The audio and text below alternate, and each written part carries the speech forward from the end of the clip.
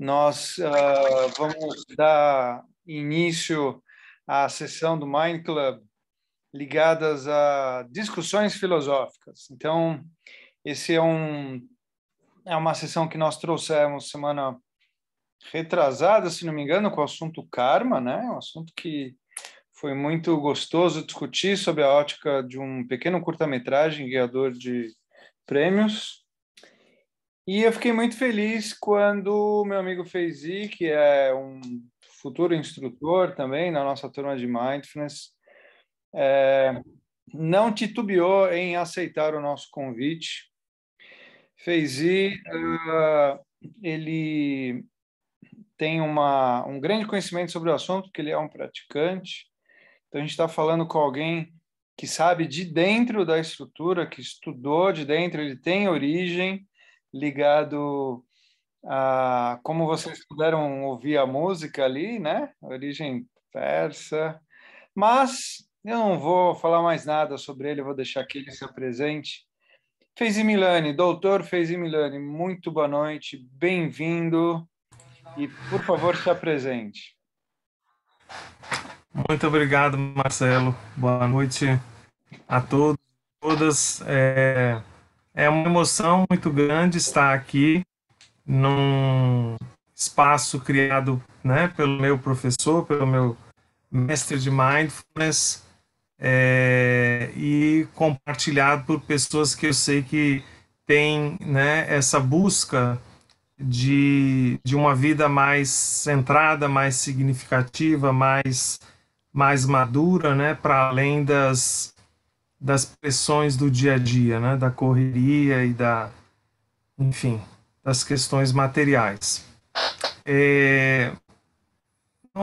Eu sempre fico inibido para me apresentar e para poder, num espaço que eu vou falar de algo que é profundamente sagrado, importante, que dá sentido à minha vida, acho mais impróprio ainda falar de mim. Mas, enfim, só para não ficar no vazio, meu nome é Feizi Milani, minha formação é medicina. Nos últimos anos fui fazendo uma transição para o campo da psicoterapia, fazendo uma série de cursos e formações. Leciono em 2 universidades aqui na Bahia, em Salvador, e é isso. E estou aprendendo Mindfulness com o professor Marcelo. Sou membro da comunidade Bahá'í do Brasil. Nasci numa família Bahá'í. Meus pais são de origem persa, do Irã, que, como vocês vão ver, é onde a fé Bahá'í nasceu. Mas nascer numa família Bahá'í não significa que automaticamente a pessoa seja Bahá'í, porque a religião é vista como uma escolha pessoal que precisa ser feita de forma consciente por cada pessoa. Então, desde pequeno, a educação Bahá'í que eu recebi em casa me deu a oportunidade de conhecer sobre todas as religiões, me deu a oportunidade de desenvolver uma visão, né, que vocês vão conhecer daqui a pouco. E então foi uma escolha pessoal, consciente minha, aos 15 anos, de abraçar a fé, que traz uma mensagem muito abrangente, muito unificadora.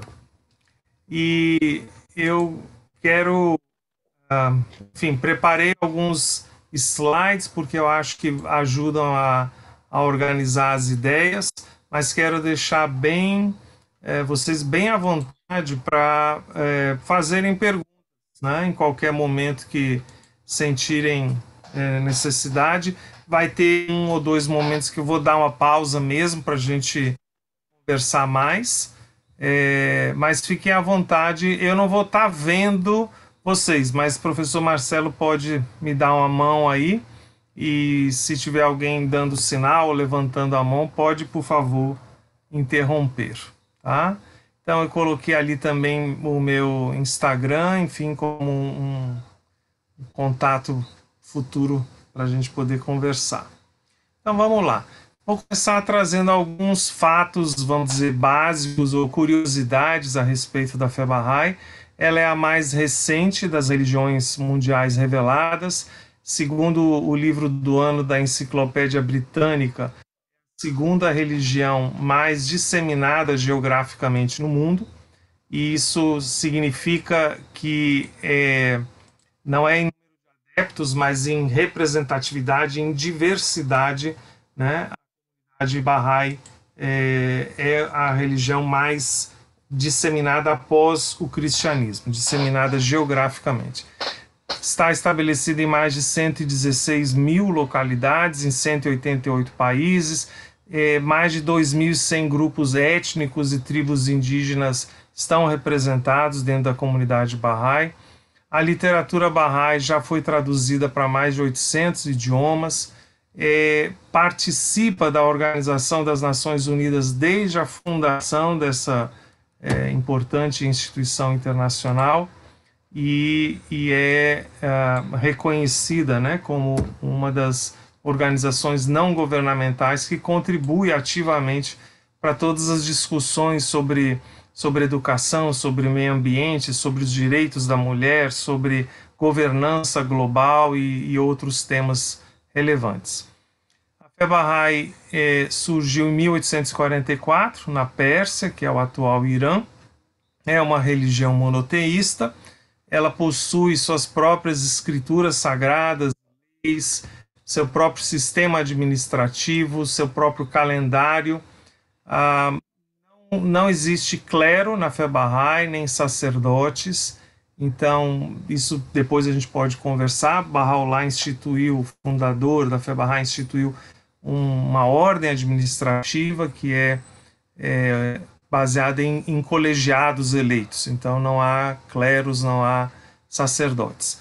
O Centro Mundial Bahá'í está estabelecido na Terra Santa, que hoje é o Estado de Israel, e é tanto o Centro Mundial Espiritual, porque lá fica onde vocês vão ver, Bahá'u'lláh viveu a maior parte da vida e faleceu, foi sepultado lá, e o Centro Mundial Administrativo também. E no Brasil, a fé Bahá'í foi estabelecida exatamente 100 anos atrás, em 1921. Então, vamos começar falando do fundador da fé Bahá'í, Bahá'u'lláh. Bahá'u'lláh é um título, né, árabe que significa a glória de Deus. Bahá'u'lláh nasceu em 1817 em Teherã, na capital do Irã, e era de uma família nobre, né? O pai dele era ministro da corte do Shah, mas desde pequeno demonstrou uma sabedoria, um conhecimento inato, enfim, poderes extraordinários que chamavam muito a atenção de toda aquela classe e que já previam que ele teria um destino muito maior do que aquele que se esperava, que seria suceder o pai como ministro. E, de fato, quando o pai faleceu, o Shah convidou ele para ser ministro da corte, mas Bahá'u'lláh não aceitou. Nessa época, ele dedicava a sua vida, o seu dia a dia, a cuidar dos pobres, dos desamparados, das crianças órfãs. Então, já prenunciava a missão que ele iria assumir alguns anos mais tarde, quando proclamou, né, publicamente ser o portador de uma nova revelação de Deus. Essa assunção dele, né, da sua missão como manifestante de Deus, desencadeou uma onda, né, de perseguições que duraram o resto da vida dele. Então, de 1852 em diante, até o seu falecimento, 40 anos depois, Bahá'u'lláh foi preso, foi exilado. Vocês estão vendo aqui o mapa aqui nessa cor, não sei que cor é essa, enfim, é o mapa da Pérsia. Aqui nessa cor mais tipo um bege mais escuro é o Império Otomano, né, na época, um dos grandes impérios do Oriente. Então, Bahá'u'lláh foi exilado primeiramente para Bagdá, depois para Istambul, depois para Edirne e finalmente para a colônia penal de Aca, que ficava na Palestina, também parte do Império Otomano, hoje faz parte de Israel. E então, durante esses 40 anos, aqui é uma das prisões onde Bahá'u'lláh esteve, já em Aca, na Palestina. Durante esses 40 anos de prisão e exílio, Bahá'u'lláh revelou centenas de obras, né? Mais de uma centena de obras, orações, epístolas, meditações, e abordando toda a amplitude de temas, desde os temas mais profundos da nossa conexão íntima com o Criador, até temas sociais, sobre a paz mundial, sobre a igualdade de direitos e oportunidades entre homens e mulheres, sobre a educação, sobre a justiça. Enfim, é uma obra muito vasta, muito profunda. Uma vida inteira de estudo não é suficiente para a gente dar conta de toda a obra que Bahá'u'lláh deixou. Em 1892, quando Bahá'u'lláh faleceu, ele residia nessa residência, ao lado dessa estrutura, e foi ali sepultado. Então aqui passou a ser o santuário de Bahá'u'lláh. Para os Baha'is do mundo inteiro, esse é o lugar mais sagrado do planeta. É visitado por milhares de peregrinos anualmente, que vão até esse lugar para fazer suas orações e ter essa experiência. Vocês vão notar em vários slides, eu coloquei no rodapé uma frasezinha, um pequeno texto dos escritos de Bahá'u'lláh, porque eu acho que isso é o mais importante, é ter contato com as palavras dele, que vão aos poucos dando uma visão do que ele trouxe. Então aqui, meu primeiro conselho é este: possui um coração puro, bondoso e radiante. Qual é então o eixo dos ensinamentos de Bahá'u'lláh? O eixo dos ensinamentos Baha'is é o princípio da unicidade. Unicidade é um pouco diferente de unidade. Unicidade fala de único, né? De ser um só, e não de unir coisas diferentes ou semelhantes. Então, a unicidade primeiro, a unicidade de Deus, que existe um único Deus, que é o Criador de tudo que existe, que é o Pai de toda a humanidade, e que, independente do nome pelo qual seja chamado, Deus, Alá, Jeová, Brahma, Olodumaré, Tupã, os nomes não importam, né? Nós acreditamos que, de fato, todos os povos e todas as religiões sempre louvaram e buscaram a esse ser supremo. Então, o nome é indiferente, existe um único Deus, e toda a humanidade busca esse mesmo Deus. Em decorrência, quer dizer que se Deus é um só, a verdade também só pode ser uma.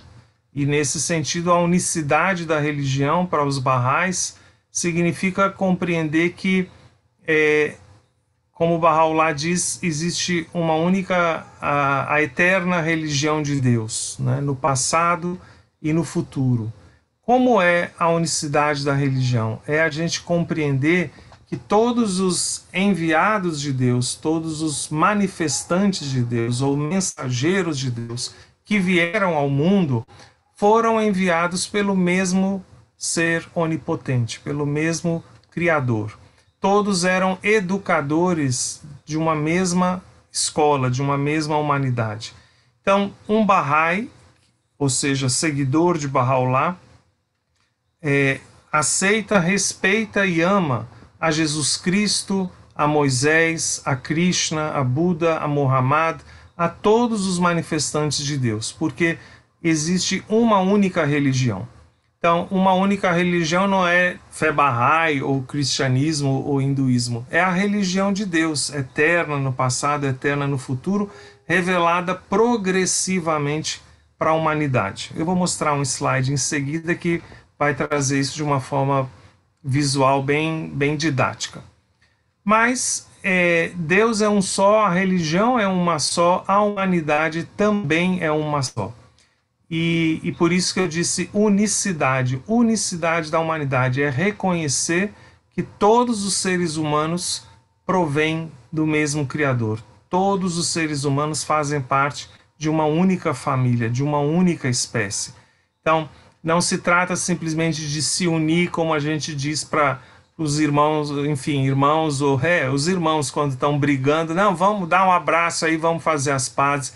É realmente reconhecer que somos uma só espécie, uma só humanidade, com uma infinita diversidade de expressões, de cores, de formas, mas que a essência de todos nós é a mesma. Então, esse quadro aqui ajuda a gente a compreender a visão Bahá'í da unicidade da religião, que vocês estão vendo, né, está representando Deus como o Sol. Então, o Sol é a fonte da luz no mundo material. Da mesma forma, Deus é a fonte da luz, da guia no mundo espiritual. E ao longo da história, de acordo com a evolução da humanidade, diferentes mestres, diferentes seres iluminados foram enviados pelo mesmo Deus para guiar a humanidade. Então aqui estão registrados os nomes de alguns desses manifestantes de Deus. Então, na visão Bahá'í, por exemplo, Adão, né, não foi o primeiro homem, porque cientificamente a gente sabe que a espécie humana existe muito mais do que 6 ou 10 mil anos, que é quando Adão viveu, né? Mas Adão foi um mensageiro de Deus. A história de Adão na Bíblia representa a tomada de consciência da humanidade, e essa foi a missão de Adão. E vieram muitos outros mensageiros, como Krishna, Moisés, Buda, Zoroastro, Jesus Cristo, Muhammad, o Bab, que foi o precursor de Bahá'u'lláh, e Bahá'u'lláh. E vocês veem que a escadinha continua, porque a visão Bahá'í não é que Bahá'u'lláh seja o último mensageiro de Deus, ele é o mais recente, porque viveu há pouco mais de 150 anos. Então, mais ou menos a cada 1000 anos, um novo mensageiro de Deus é enviado. Então, a gente sabe que daqui a aproximadamente 1000 anos, Deus novamente vai falar com a humanidade através de uma dessas almas perfeitas, desses seres iluminados. Na visão Bahá'í, esses manifestantes de Deus não são pessoas, digamos, comuns como nós, que alcançaram a iluminação. Eles são seres perfeitos que já vieram ao mundo com essa missão, a missão de canalizar o Espírito Santo e impulsionar o progresso tanto espiritual quanto material da humanidade. Eu vou dar uma pausa aqui na projeção para abrir um espaço, enfim, de diálogo, de perguntas, de comentários de quem desejar, e depois a gente continua. Então, se alguém tem algum comentário, alguma dúvida, por favor, fique à vontade. Pode abrir o microfone e falar, ou se preferir digitar também no chat. Eu vou fazer a primeira provocação, então, aí, se o pessoal está quietinho, eu não perco tempo para querer ouvir do mestre, de quem sabe. Eu estou com 2 perfis aqui. Deixa eu sair de um. Feizi,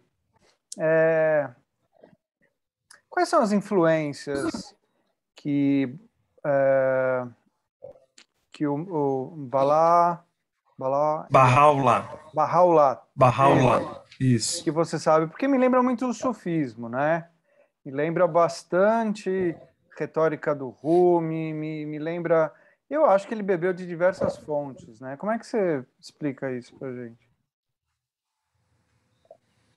Então, Bahá'u'lláh nasceu na Pérsia, é um país islâmico, é o mesmo país de Rumi, como você trouxe. Cita em vários escritos, né? Então, e Bahá'u'lláh dialogou tanto com pessoas e líderes religiosos islâmicos, tanto do lado xiita quanto do lado sunita, quanto com líderes espirituais sufis, que escreveram e fizeram perguntas a ele. Então existem pelo menos 2 obras importantes de Bahá'u'lláh que ele revelou em resposta a perguntas de líderes sufis. Uma chama Os 7 Vales e a outra chama Os 4 Vales. São obras místicas nas quais ele cita muitas vezes Rumi e outros sábios e santos sufis. Então, mas veja, Bahá'u'lláh nunca frequentou escola. Naquela época, a nobreza, quer dizer, quem nascia na nobreza era da nobreza, ia ser nobre a vida inteira, sempre ia ter servos para escrever por eles, para fazer tudo que eles necessitassem. Então, Bahá'u'lláh nunca frequentou o colégio. Isso é um fato histórico registrado na história da Pérsia. Mas, apesar disso, enfim, não só escrevia em persa, mas também em árabe, um árabe de altíssimo nível, e citava autores e textos sagrados do Islã, do cristianismo, do judaísmo. Então, esse conhecimento, eu entendo o sentido da sua pergunta, mas na visão Bahá'í, os manifestantes de Deus o conhecimento deles não vem da influência ou do ensinamento de alguém, vem diretamente de Deus. É a mesma coisa que, por exemplo, algumas pessoas dizem, Jesus, naquele período dos 12 aos 25, né, que o Evangelho não diz, não tem nada registrado sobre a vida de Jesus, ele viajou para a Índia e aprendeu lá com os mestres. Ele pode até ter viajado, não tem nenhum problema, né, que ele tenha viajado, mas não é por isso que Jesus trouxe os ensinamentos que ele trouxe. Entende? Não, ele não aprendeu com ninguém, ele recebeu de Deus da mesma forma que Buda, Krishna e Bahá'u'lláh. Então, mas da mesma forma que também a gente não diz que o cristianismo é uma seita do judaísmo, embora Jesus fosse filho de judeus, nascido, né, num país judeu, cresceu lá, mas os ensinamentos que ele trouxe são algo distinto do judaísmo. Da mesma forma, a fé Bahá'í nasceu em meio ao Islã, mas é uma religião completamente independente. Obrigado. Nada. Pessoal, perguntas para o Feyzi. O que vocês acham disso até agora? Feyzi, então tudo bem? Então esses grandes mestres, eles seriam diferenciados da humanidade? Sim. Viriam com alguma diferenciação em termos de conhecimento já apreendido? É isso? Sim, eles são pré-existentes. Nós, né, na visão Bahá'í, um ser humano, tem início, mas não tem fim. O início é no momento da fecundação, enfim, da concepção, tem início a vida física e a vida espiritual, né? Inicia o corpo e recebe uma alma. E essa alma vai viver eternamente. O corpo vai, obviamente, morrer, mas a alma vive infinitamente. Mas os manifestantes de Deus são pré-existentes. Então, e tem textos, né? Quer dizer, Jesus diz, antes que Moisés fosse, eu era. Né? Então, eles vêm ao mundo, né, para cumprir essa missão. Eles já sabem, né, tudo que vão sofrer, toda a perseguição, todo o ódio, tudo que vão passar, eles já sabem. Né? E o importante é que essa compreensão da revelação progressiva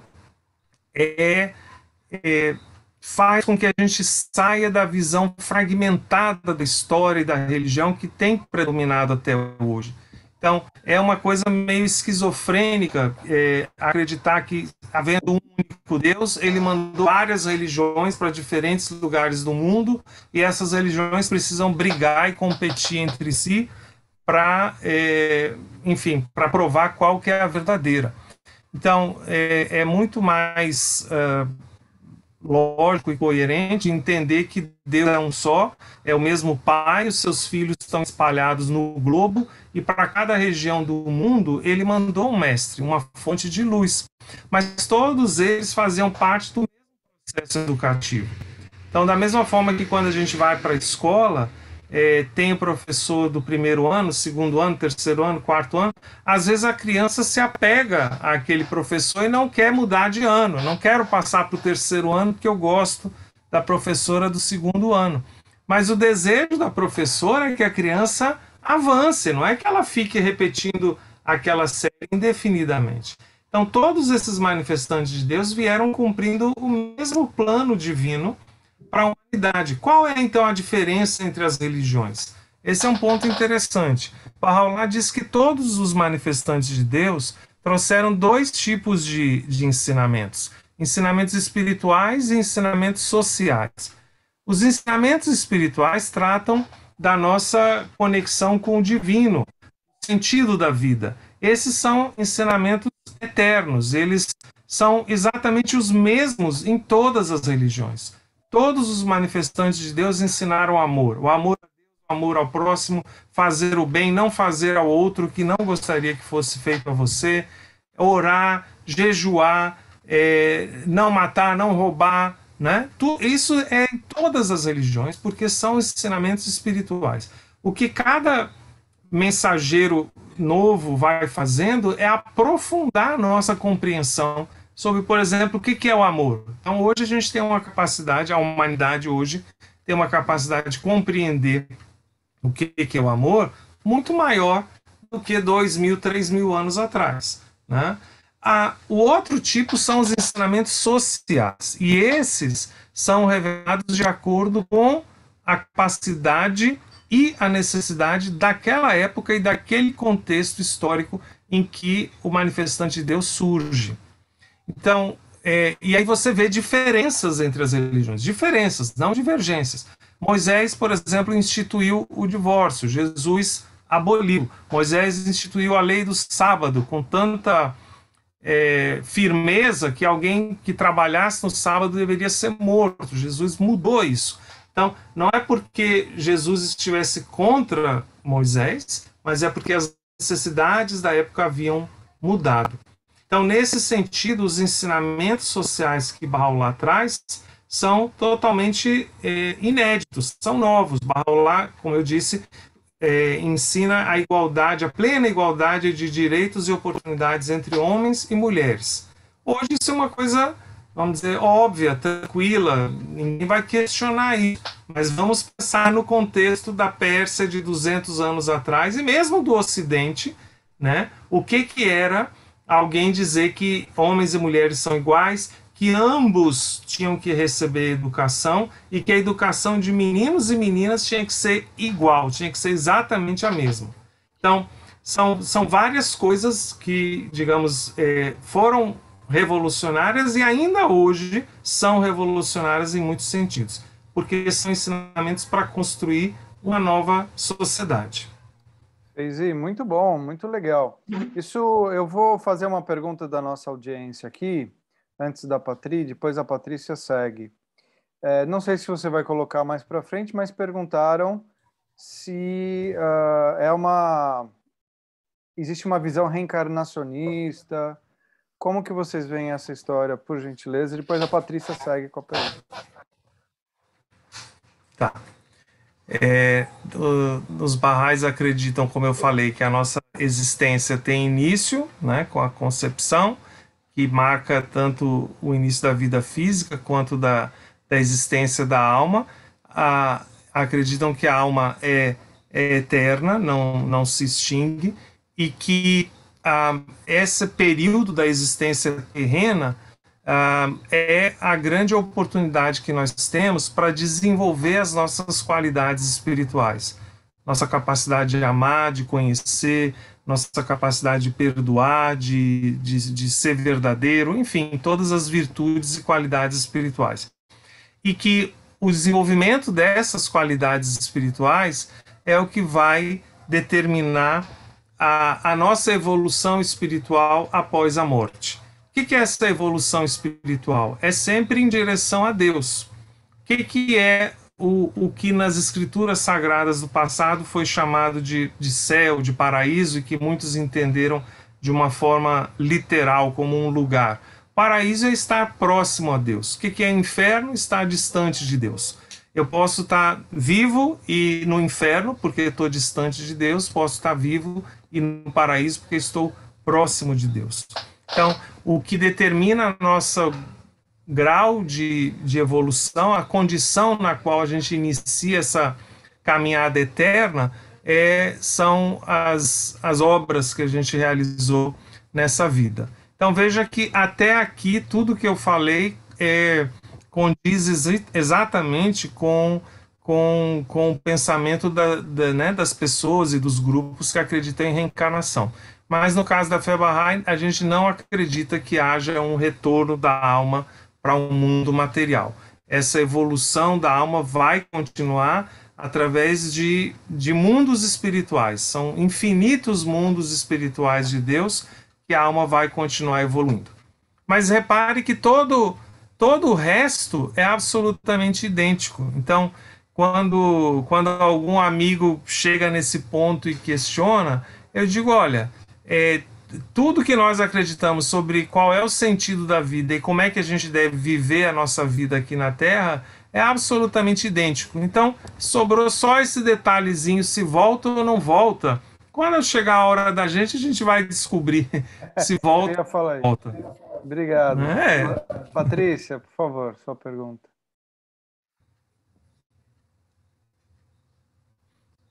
Oi, boa noite, professor. Boa noite. A minha pergunta é assim, da mesma forma que Jesus recebeu durante um determinado período da vida dele, o Cristo, Bahá'í também teria recebido essa energia. Como é que foi esse processo dele de conexão? Perguntas profundas. Desse jeito a gente vai até amanhã de manhã.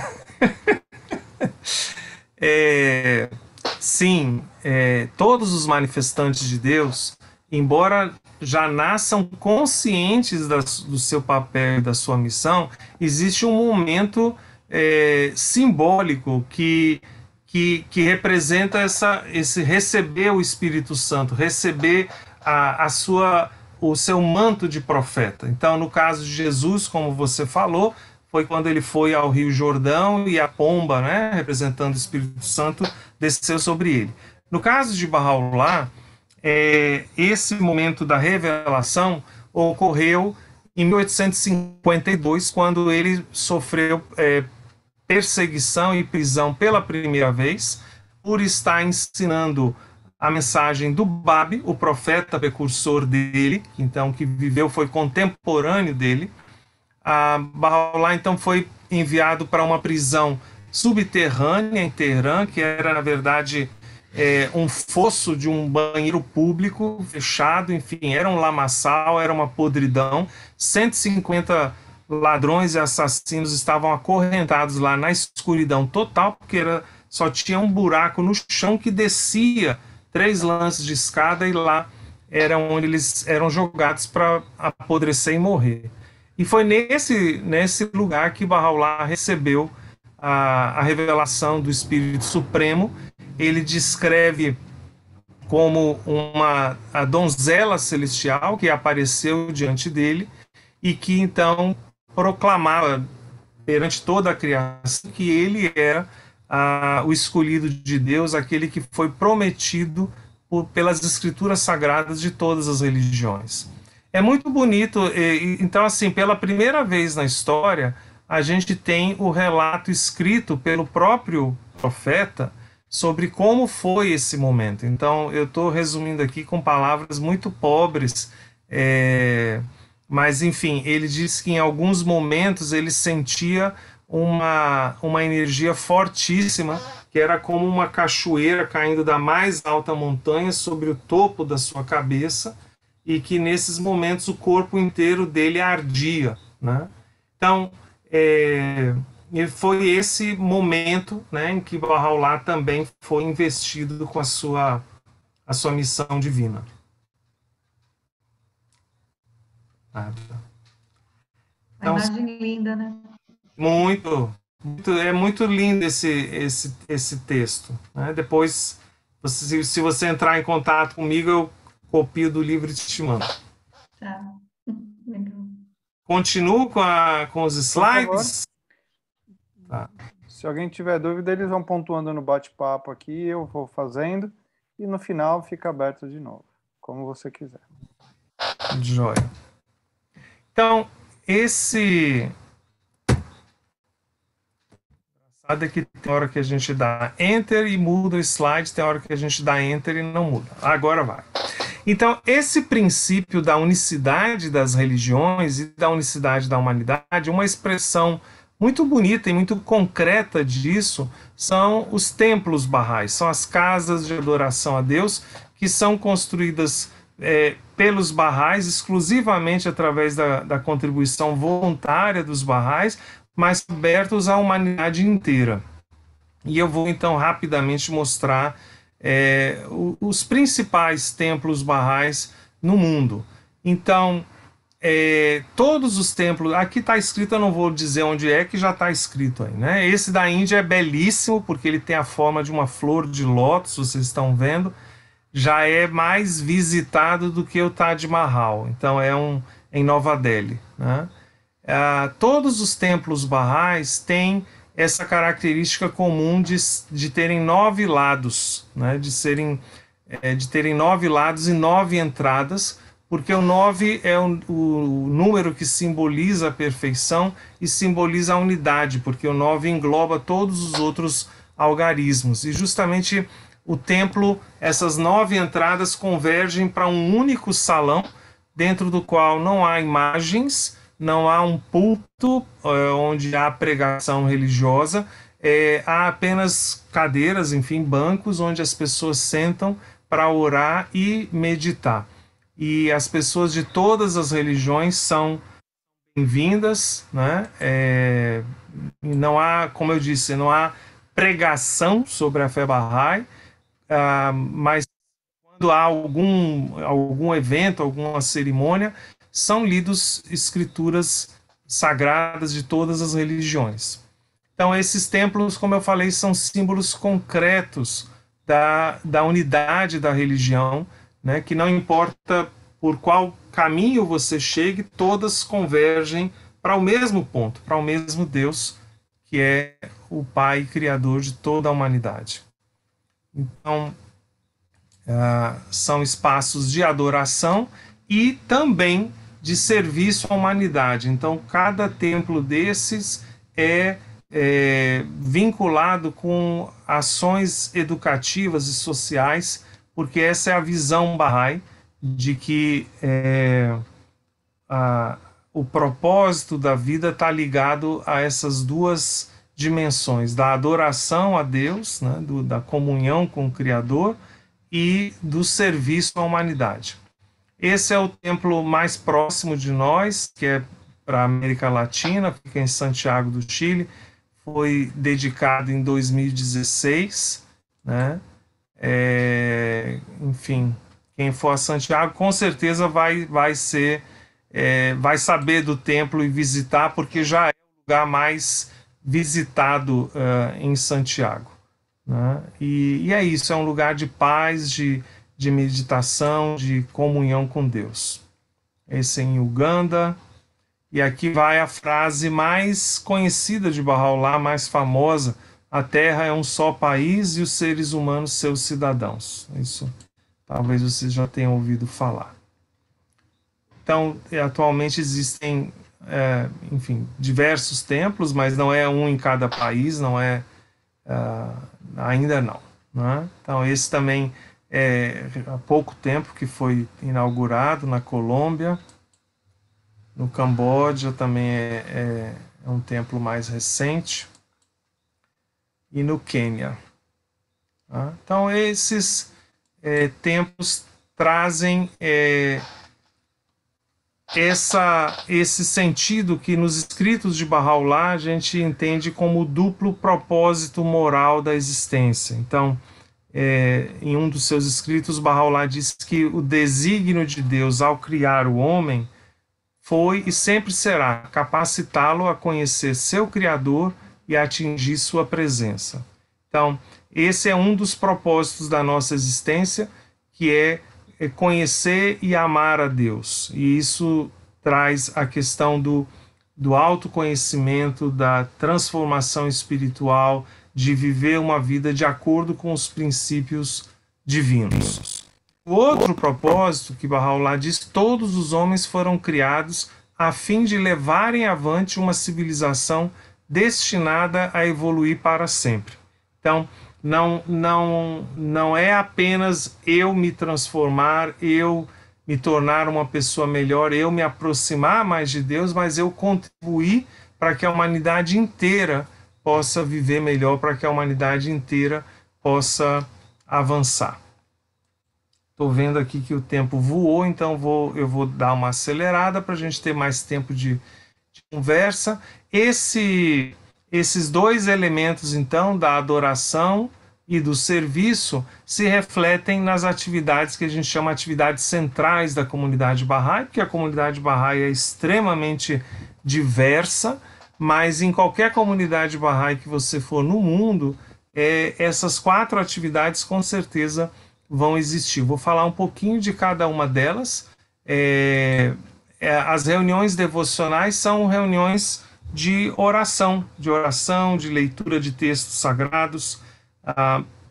São espaços que os Bahá'ís abrem nas suas casas, nas suas sedes, enfim, em qualquer lugar, convidando seus amigos, vizinhos, parentes, qualquer pessoa interessada, para juntos orar e louvar a Deus. Então, essas atividades centrais são uma resposta da comunidade Bahá'í àquilo que nós percebemos como grandes necessidades sociais do mundo de hoje. Então, a reunião devocional, esse espaço de oração, de louvor, de comunhão com Deus, é uma necessidade do mundo de hoje, né? Das pessoas lembrarem de Deus e das pessoas descobrirem que pessoas de diferentes religiões podem sentar juntas e orar juntas. Isso é uma descoberta extraordinária para muitas pessoas que dizem: eu até hoje só tinha orado junto com as pessoas da minha própria igreja, nunca tinha pensado que eu posso sentar com pessoas de outras religiões ou de religião nenhuma para orarmos juntos. Então, esses são um espaço muito importante. Outra resposta às necessidades do mundo de hoje é o programa de educação espiritual para crianças. Então, em toda a comunidade Bahá'í, você vai ver o esforço dos Bahá'ís em oferecer uma educação espiritual. Educação espiritual não é catequese, educação espiritual é desenvolver as virtudes morais e espirituais das crianças, é ensinar elas o amor a Deus, o amor ao próximo e o amor a todas as religiões. Então, são milhares e milhares de crianças no mundo inteiro que participam desse programa. Da mesma forma, na faixa etária dos pré-jovens, de 11 a 15 anos, um outro programa focado no desenvolvimento das capacidades desse grupo etário tem transformado a vida de milhares de pré-jovens, que em geral são vistos como aborrecentes, como problemáticos, mas a comunidade Bahá'í vê neles um potencial imenso de descoberta, de crescimento, de contribuição. Veja essa citação aqui de Bahá'u'lláh no slide: considerai o homem como uma mina rica em joias de inestimável valor. Todo ser humano é uma mina rica em joias de inestimável valor. Mas essas joias, obviamente, estão nas profundezas, né? Então, ele diz que a educação tão somente pode fazê-la revelar os seus tesouros e habilitar a humanidade a tirar dela algum benefício. Esse é o papel da educação. Não é introduzir mais e mais informações na cabeça das crianças e dos jovens, é extrair, trazer de dentro para fora todas as potencialidades imensas que todo ser humano possui. E quando a gente fala de capacitação para o serviço à humanidade, existe um programa, né, nós chamamos, desenvolvido pelo Instituto Ruhi, que surgiu na Colômbia, né, no âmbito da comunidade Bahá'í, que é um programa que vai desenvolvendo capacidades nos jovens e adultos para prestarem diferentes serviços à comunidade. E esse programa também vem beneficiando, é para qualquer pessoa, não precisa ser Bahá'í, qualquer pessoa interessada pode participar e se capacitar, é totalmente feito por voluntários, mas vai preparando as pessoas para contribuírem de uma forma mais efetiva para o bem-estar coletivo. Então aqui são apenas imagens de diferentes cantos do mundo, né, trazendo essa diversidade da comunidade Bahá'í.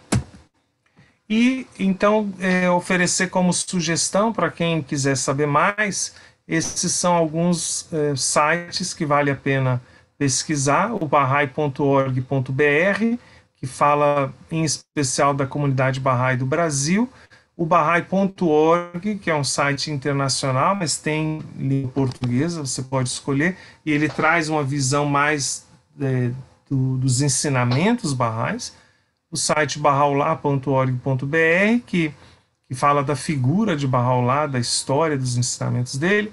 O livrariabahai.com.br é onde tem à disposição livros Bahá'ís para venda. E esse bahairesearch.com, que é um site que tem vários idiomas com acesso aos escritos Bahá'ís. Então você pode pesquisar lá por temas, é como se fosse um site de pesquisa.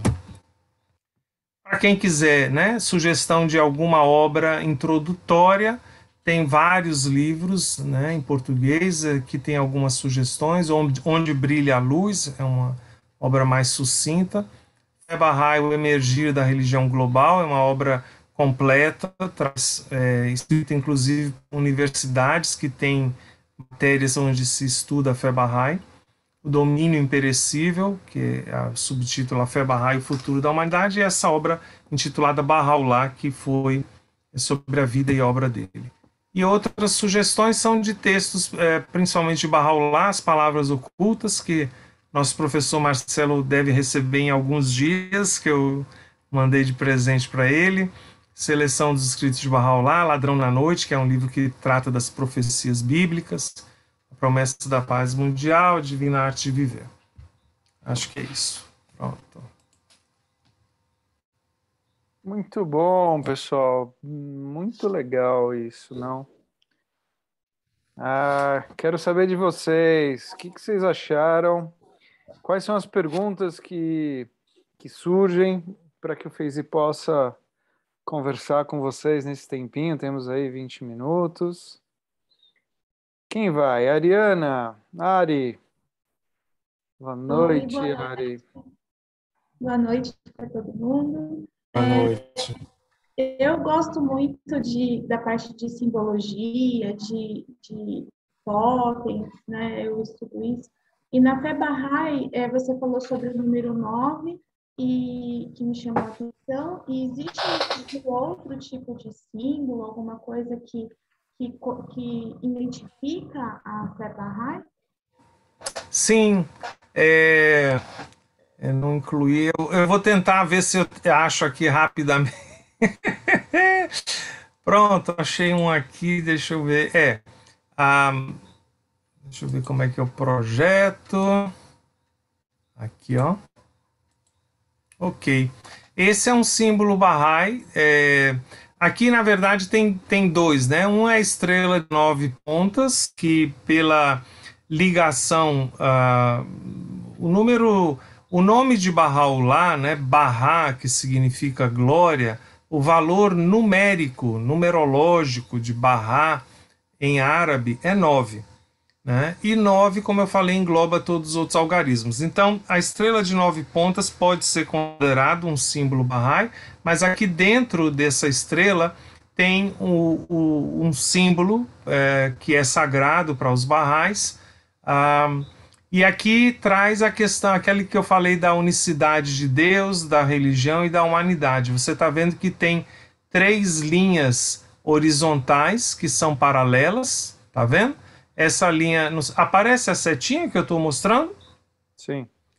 Olha, essa linha superior, então, representa o plano de Deus, o mundo de Deus, do Criador. Essa linha inferior, é semelhante à de cima, né? Representa o mundo da humanidade, o plano do ser humano. E aí você sabe que Deus criou o homem à sua imagem e semelhança, então por isso que essas 2 linhas são semelhantes. Isso não significa que Deus tem braço e cabeça igual a gente, não é um Deus antropomorfo, mas sim que nós temos dentro de nós a potencialidade de desenvolver qualidades que são um reflexo dos atributos de Deus. Essa linha horizontal também intermediária é onde estão os manifestantes de Deus, representa os manifestantes de Deus. E olha que interessante, eles são diferentes de Deus e são diferentes dos homens. Então, porque eles têm uma dimensão humana, material, igual a nós, mas eles vêm de Deus com uma missão para guiar a humanidade. Então, e é interessante porque quando você estuda cada religião, você vê que entre os seguidores sempre surgiu essa dúvida se o profeta, se aquele mensageiro, o fundador, era Deus ou era um homem igual a eles. Então isso é porque a humanidade só conhecia esse plano ou Deus ou homem, não conhecia esse plano intermediário que são os manifestantes de Deus. E essa linha vertical que interliga os 3 planos simboliza o Espírito Santo, porque é através do Espírito Santo que Deus inspira seus mensageiros para que eles possam guiar a humanidade. Tá? E aí tem 2 estrelas de 5 pontas, uma de cada lado, que representa o ser humano. Isso aqui é, né, a representação do corpo humano. E representa também os 2 manifestantes de Deus para a nossa época. Eu falei de Bahá'u'lláh e apenas citei rapidamente o Bab, que foi o precursor de Bahá'u'lláh. Muito bom, Feizi. Temos agora a pergunta da Miriam, depois o Tiago. Por favor. Boa noite. Boa noite, querida. Esses textos sagrados que são utilizados nas reuniões de oração, eles fazem parte de alguma obra específica? E eles foram escritos por Bahá'u'lláh?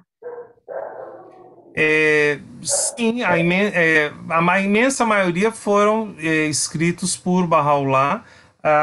Existem muitos livros, né? Então, por exemplo, esse aqui é o livro de orações. Então, muitas das orações que são lidas são daqui, mas não há nenhum impedimento, por exemplo, frequentemente alguém diz, eu gostaria de fazer o Pai Nosso, eu gostaria de fazer uma oração espontânea. Não há nenhum impedimento, né? Essa é outra obra, uma das que eu citei, as palavras ocultas, né? Então, são versículos, também podem ser lidos, enfim.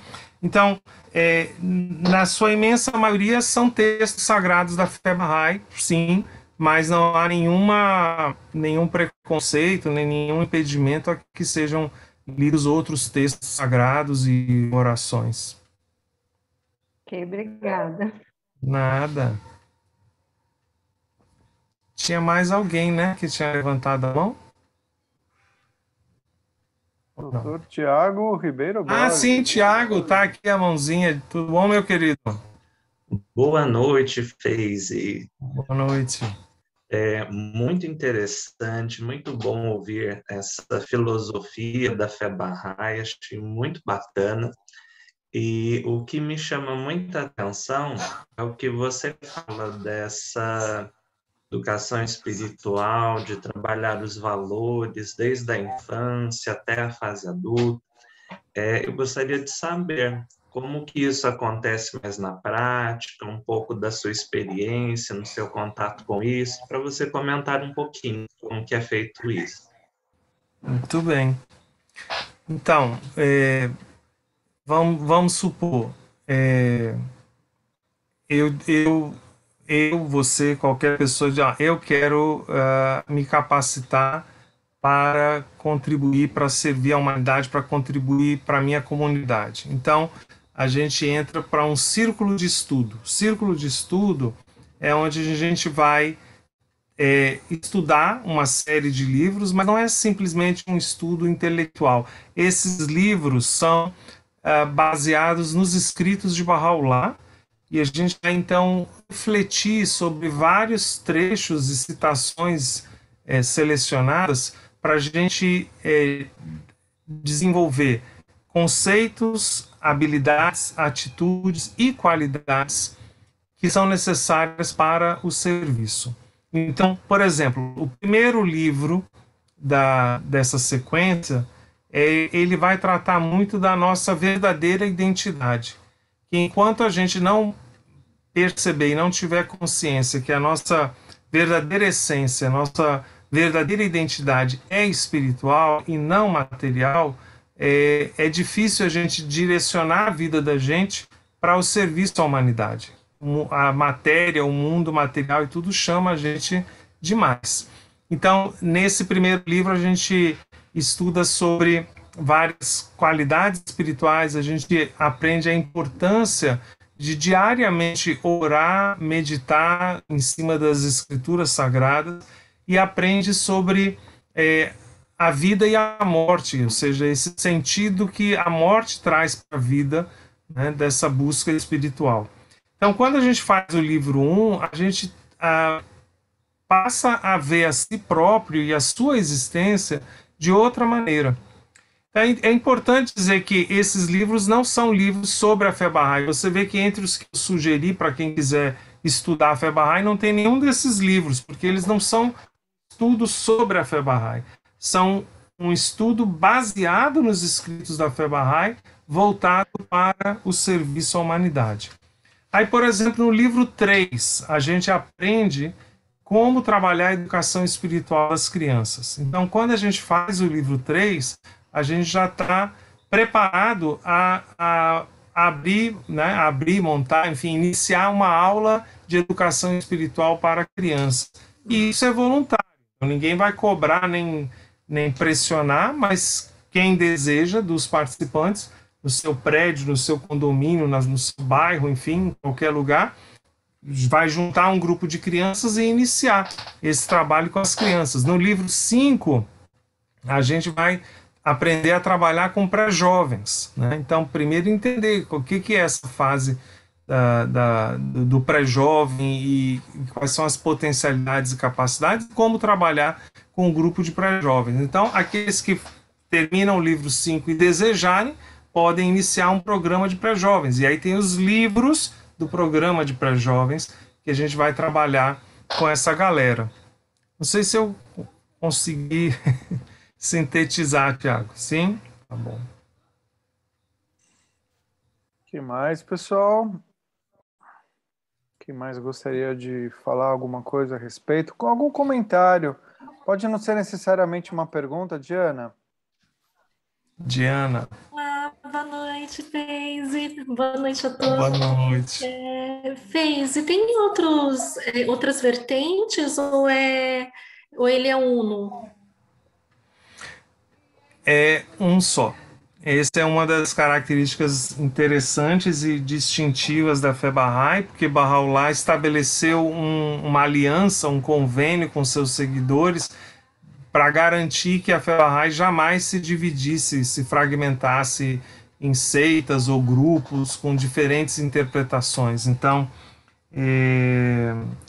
Bahá'u'lláh nomeou seu filho mais velho, Abdu'l-Bahá, como seu sucessor e como único intérprete. Então, Abdu'l-Bahá não é profeta, não é manifestante de Deus, mas tinha essa missão de interpretar e esclarecer as dúvidas que as pessoas tivessem ao ler os escritos, porque isso sempre aconteceu na história da religião. Infelizmente, as religiões foram se dividindo em grupos, em seitas, em movimentos, porque cada pessoa interpretava de uma forma diferente. Então, só existe, né, uma fé Bahá'í no mundo inteiro. Foi isso que você quis perguntar? Eu entendi correto? Joia, Diana. Doutora Raíza, por favor. Eu adorei tanto, assim, eu estou bem feliz. Eu queria agradecer o convite, né? A gente comentou sobre isso na consulta e, assim, estou me sentindo bem honrada de estar participando, né?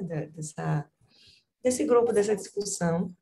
E fiquei com curiosidade, fez com relação a o histórico, né? Perguntaram como foi que ele percebeu que era o escolhido, como foi a mensagem, você contou, né? Do local onde ele estava.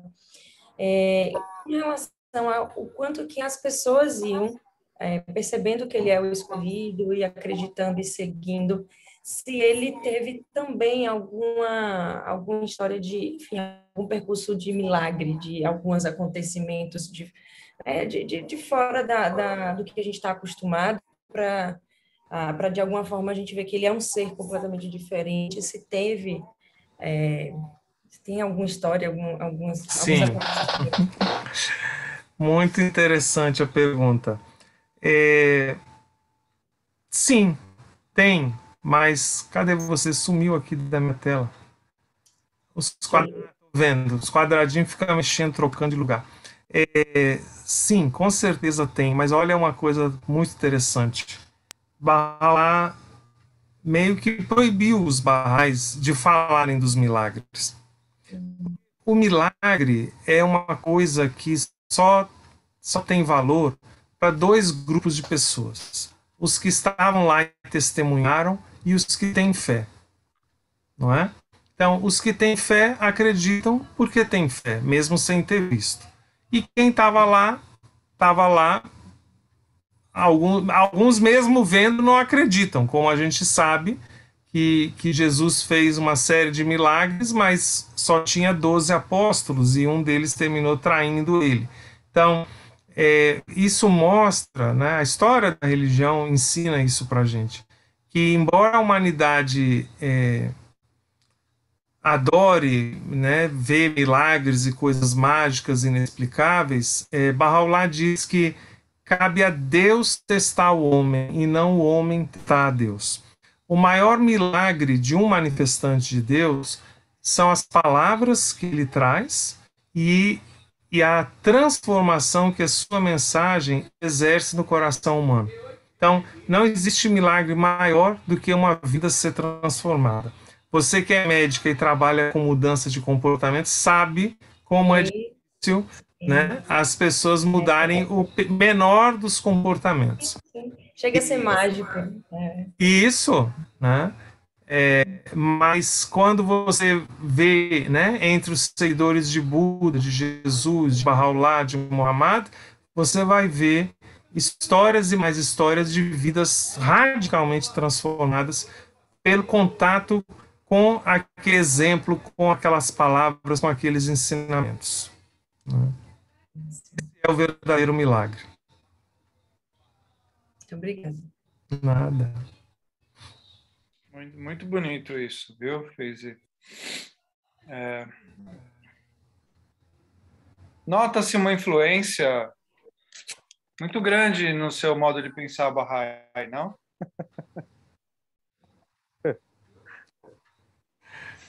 Ai, meu Deus.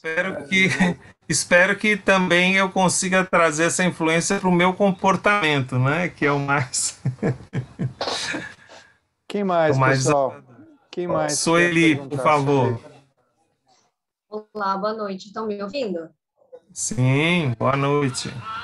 Primeiramente, obrigada, Feizi, pelas lindas palavras aí. E fiquei curiosa porque você mostrou várias casas de adoração, né, como você colocou, e no Brasil não há nenhuma. Então, a minha curiosidade é como é que os praticantes da Bahá'í brasileiros praticam? Como é que vocês fazem? Muito bom. Num dos slides tinha um trecho de uma oração de Bahá'u'lláh que diz assim: bem-aventurado é o lugar, a casa e o coração, aí pula porque tem outra, onde se haja feito menção de Deus e celebrado seu louvor. Então, qualquer lugar onde, Jesus disse isso também, né? Onde 2 ou 3 estiverem reunidos em meu nome, lá eu estarei. Qualquer lugar onde a gente celebre o louvor de Deus é um lugar bem-aventurado, abençoado. Então, existem centenas de comunidades barrais no Brasil, em todos os estados, e as reuniões nas comunidades onde, enfim, mais avançadas, tem uma sede Bahá'í, que não é um templo, é uma casa ou uma sala, enfim, administrativa, mas onde as reuniões são realizadas lá, e também nas casas dos Bahá'ís, e às vezes em espaços públicos, espaços comunitários. Então, não há nenhuma restrição quanto a isso, né? Por exemplo, essas reuniões de oração, a gente sempre estimula as pessoas a fazerem essas reuniões de oração na sua própria casa, com sua própria família, começarem. E é muito bacana, porque, em geral, todo mundo começa só com as pessoas de casa, mas depois de algum tempo, alguém, né, diz assim, por que a gente não convida a nossa vizinha aqui também? Aí convida. Tudo bem, agora tem a pandemia, bagunçou um pouco essa coisa, né? Mas assim, então termina virando uma coisa bem naturalmente, bem espontaneamente, que começa a atrair outras pessoas, porque as pessoas sentem falta desses momentos e desses espaços de oração, que não necessariamente precisa ser ir para uma igreja ou fazer parte de um grupo. Então, as reuniões podem ser em qualquer lugar, em geral, nas casas dos Bahá'ís, né? Ou dos amigos Bahá'ís. Eu vi aqui Eu que agradeço, Leila.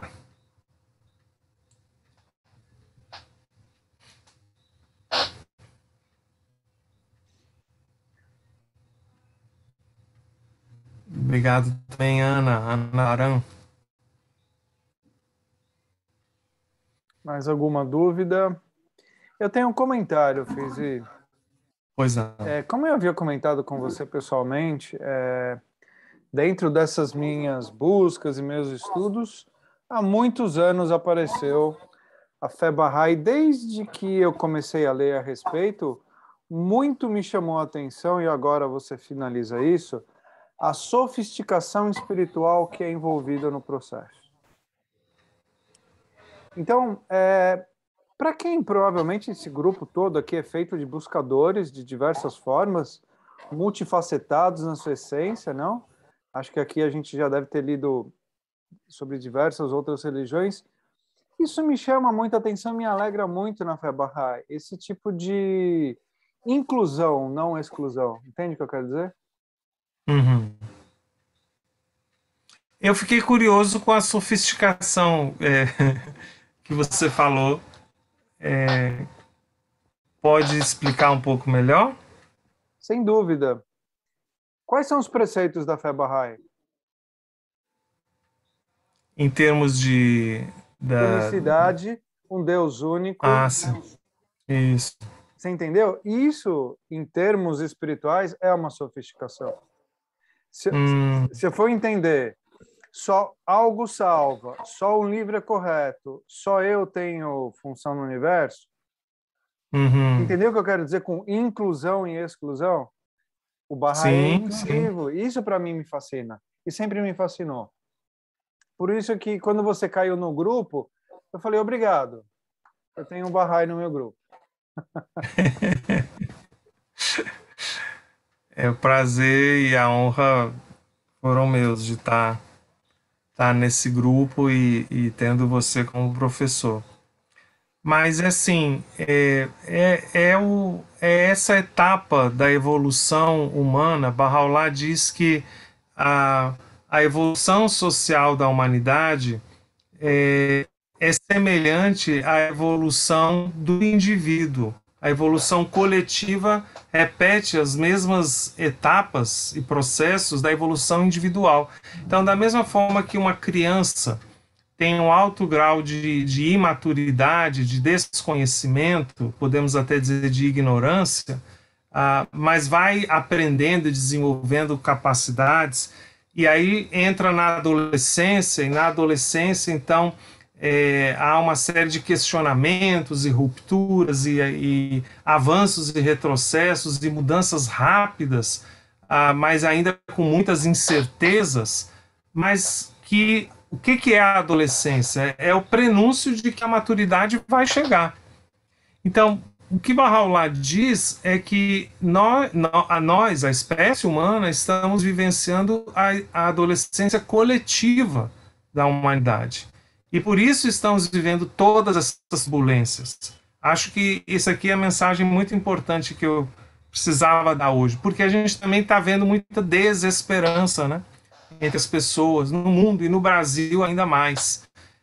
E essa desesperança, para muitas pessoas, vem de não entender qual é o sentido de tudo isso que está acontecendo. Por que tantos retrocessos? Por que tantas coisas estão desmoronando e andando para trás?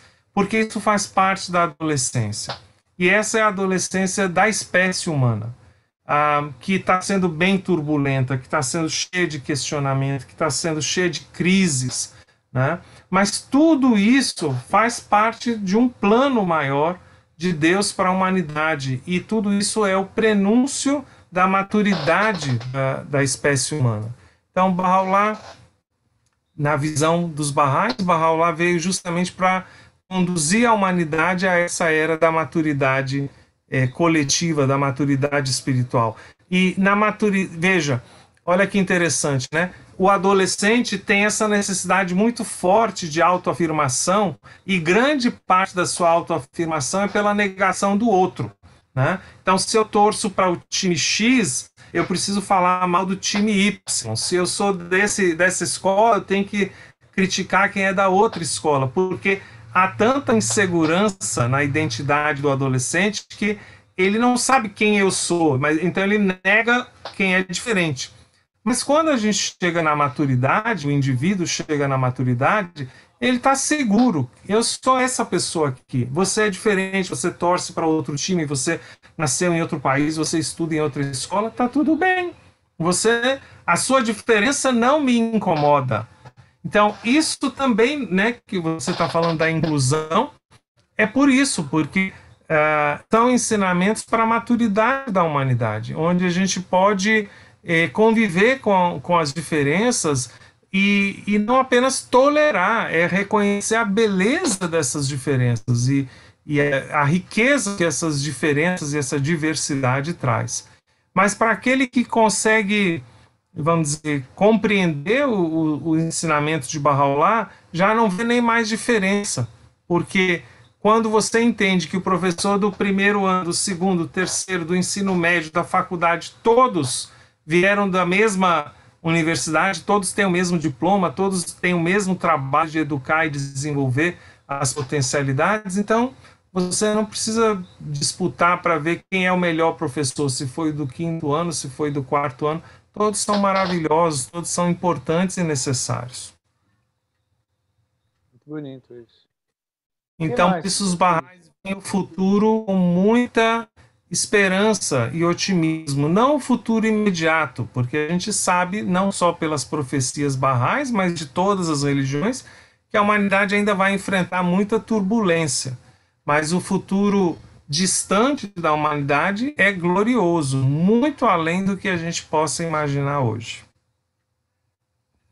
Muito bom. Você falou 150 anos, né, de existência?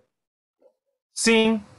Isso fez, e com certeza você já se deu conta, são male 2 gerações, na média de 70 anos.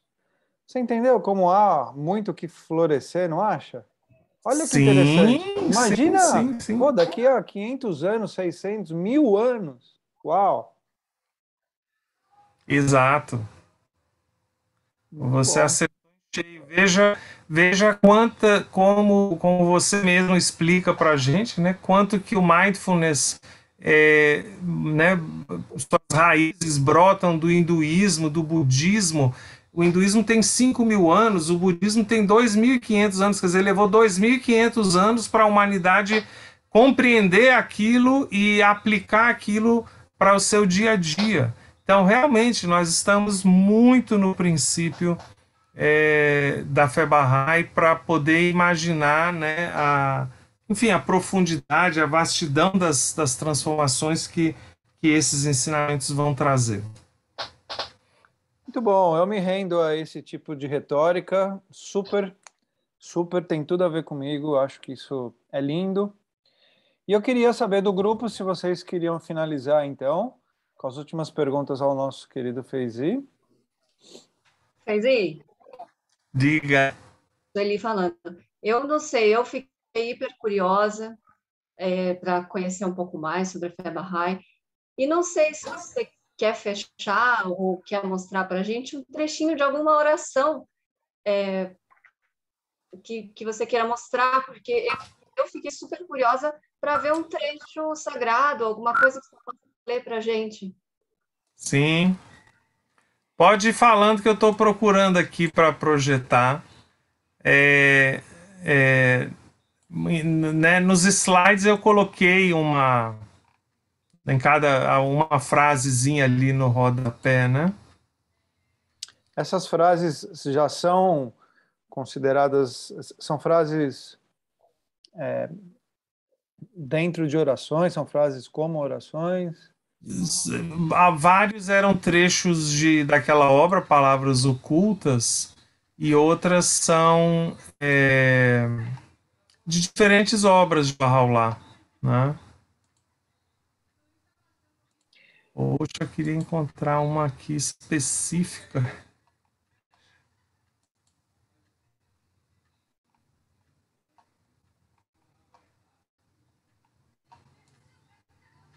Enquanto você procura, mas Sueli, foi uma boa ideia essa sua, sabe?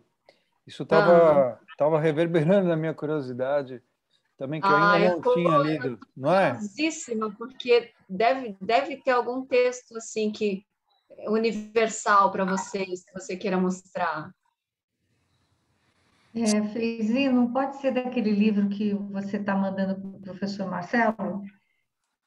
Um trecho que você porque eu queria uma que eu tenha para projetar e para a gente acompanhar. Isso, para vocês poderem acompanhar. Bem. Tem mais alguma pergunta? Eu vou respondendo e eu vou achar aqui. Vou achar.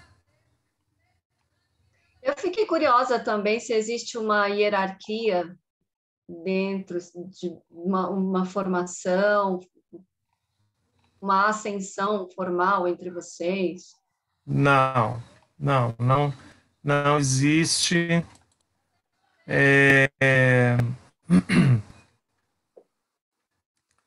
Como é que chama?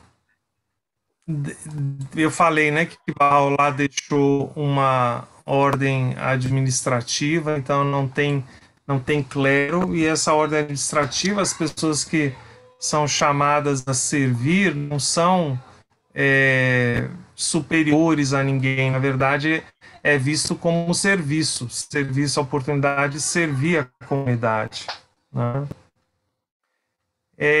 Vou seguir a sua sugestão, Sueli. Peguei um versículo de Palavras Ocultas. Vamos lá. Ocultas é uma obra composta por 153 versículos curtinhos como esse, em que Deus se dirige ao homem, tá? Então essa é a voz de Deus se dirigindo ao homem. E esse versículo diz: ó filho do homem, não te entristeças, salvo por te encontrares longe de nós, nem exultes, a menos que te estejas aproximando de regresso a nós. Então, o único motivo para nós realmente nos entristecermos é percebermos que estamos longe de Deus. E o único motivo para a gente exultar é estar se aproximando de Deus, né? Deixa eu ver. Bom, outro versículo, né? Ó Filho do Espírito, não me peças o que nós não te desejamos, que estejas contente com aquilo que ordenamos por amor a ti, pois é o que te será proveitoso se com isto te contentares.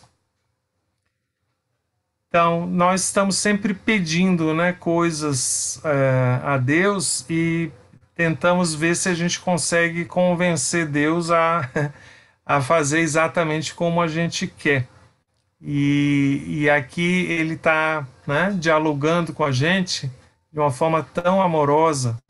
Dá para sentir o amor de Deus nessas palavras, né? Não me peças o que nós não te desejamos. Que estejas contente com aquilo que ordenamos, quer dizer, que Deus ordenou por amor a nós. Porque isso é o que nos será proveitoso se com isso nos contentarmos. Então, quando a gente desenvolve o contentamento com a vontade de Deus, aquilo que foi ordenado se torna proveitoso para nós. Mesmo que, como ele diz em um outro versículo, minha calamidade é minha providência. Exteriormente é fogo e vingança, interiormente é luz e misericórdia. Então, as calamidades que Deus manda para a gente, num primeiro momento a gente vê a parte externa, que é fogo e vingança. Mas depois a gente consegue ver que por dentro aquilo era luz e misericórdia. Esse é um trecho de uma oração, né, que eu também gosto muito. Tu, Deus, né, tu sabes o que está em mim, mas eu não sei o que está em ti. E tu és o onisciente, a suma sabedoria. Então, Deus sabe exatamente o que está dentro de nós, nossos anseios, nossas necessidades, nossos desejos, mas nós não sabemos o que está em Deus, quer dizer, qual é o plano de Deus, qual é a vontade de Deus, por que aquilo está nos sendo concedido. Mas se a gente confiar que Deus é o onisciente e a suma sabedoria, então aquele contentamento que a gente falou pode surgir. Eu não quero segurar vocês além do horário, né? Por mim aqui está ótimo. Temos uma pergunta, Feizi, da Ariana, por favor. Feizi, eu reparei que na oração fala-se Deus como nós. Esse nós é porque eu me incluo a Ele ou é um nós de Deus, de deuses? O que seria? Não, é um plural majestático. Nós, quer dizer, você poderia até dizer o manifestante e Deus, mas é plural majestático. Então, eu tenho um amigo, por exemplo, que sempre refere a si próprio como nós, e eu pergunto você e mais quem? Porque ele não é majestade coisa nenhuma. Mas enfim, Deus, né, muitas vezes nos escritos sagrados se refere a si próprio no plural. Porque repare que, e eu falei por isso, é a voz de Deus falando com o homem, porque nesse momento, ou nessa obra, Bahá'u'lláh é como um alto-falante, né, nas mãos de Deus. Quem está falando é Deus. Então é Deus dizendo nessa obra eu te criei rico, por que te empobreces? Então nesse outro versículo ele usa o eu, né? Eu te criei rico, por que te empobreces? Então, mas esse eu é Deus, né? É o Criador.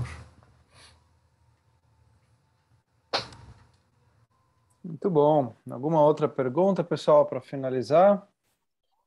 Aqui o generoso tempo do Dr. Feizi. Nada, nenhum comentário? Olha, eu não tenho pergunta, só tenho um comentário. Todos esses trechos que você leu para nós me pareciam muito mais poesia do que qualquer outra coisa, e eu fiquei realmente encantada com esses pequenos trechos, e agora já quero ler um monte de coisa. Então, depois você se prepara com a bibliografia, porque eu já vou querer ler tudo. Tá bom. Maravilhoso. Com alegria. Eu vou pedir então para o Feizi mandar o slide só da bibliografia ou por escrito para eu divulgar no nosso grupo e tudo mais, tá? Com calma. Tá. E eu fico muitíssimo agradecido porque também é um interesse pessoal meu, viu, Feizi? Eu também quero ir atrás da bibliografia. Pessoal, Então, eu queria agradecer muitíssimo a presença e o aceite do Feyzi. Realmente, a gente foi agraciado, se não abençoado, com tamanha sabedoria, e felizes somos nós que pudemos ter contato com, né, tão excelsa espiritualidade, tão bonita forma de pensar e da fé Bahá'í, e espero que floresça isso também a todos nós sempre. Feyzi, suas últimas palavras aqui para a gente, eu queria só agradecer. Eu que agradeço, né? Assim, tô lendo todas as mensagens aqui, não me sinto merecedor, mas enfim, a mensagem é linda, a mensagem realmente é divina, então eu acho que é isso que, né, tocou o coração de vocês e estimulo, né, cada um a pesquisar, aprofundar, a ler. Eu acho que todas as pessoas que se preocupam com o presente e o futuro da humanidade merecem, né, devem estudar. Não quer dizer se tornar Bahá'í, mas estudar. Tem muita riqueza, tem muitas coisas que mudam os paradigmas da gente e trazem essa visão abrangente e inclusiva, como o professor Marcelo falou. Então, para mim, foi uma alegria estar aqui hoje com vocês. Muito obrigado. Vocês ficaram além do horário, eu também agradeço de coração. Muito obrigado, beijo a todos. Muito obrigado pela presença de todos em mais uma discussão filosófica no Mind Club. Que vocês continuem nos prestigiando sempre. Feyzi, um abraço até sexta-feira. Até mais. Obrigado, Marcelo. Tchau, gente. Boa noite.